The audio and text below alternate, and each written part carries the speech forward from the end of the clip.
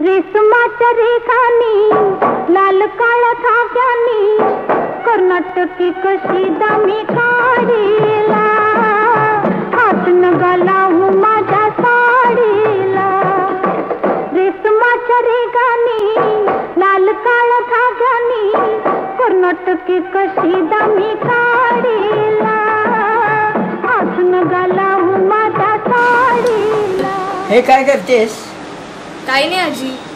हे काय आहे तुला माहिती आहे का पूर्वा? साडी आजी। पैठणी आहे।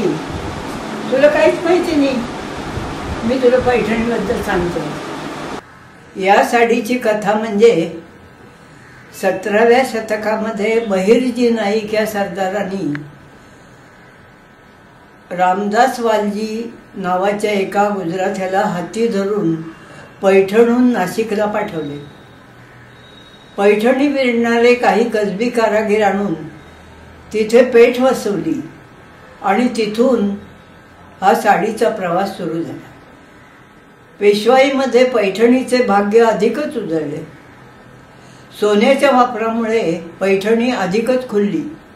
20व्या शतकात पहिल्या महायुद्धाच्या वेळी पैठणीची परंपरागत शैली आणि उच्च दर्जा टिकून होता। दुसऱ्या महायुद्धानंतर सोन्या चांदीचे भाव चढले।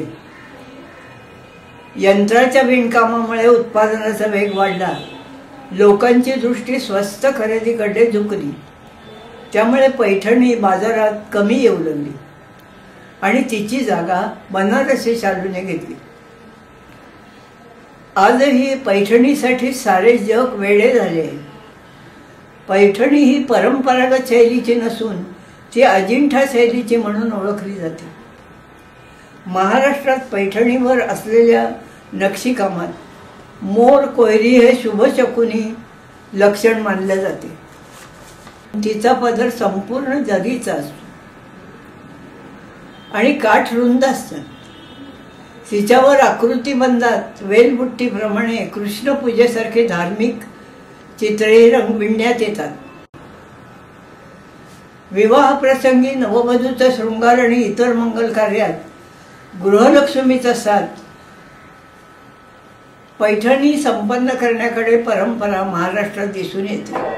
रेशमाच्या रेखानी लाल काळा धाग्यानी कर्नाटकी कशी दामी काढी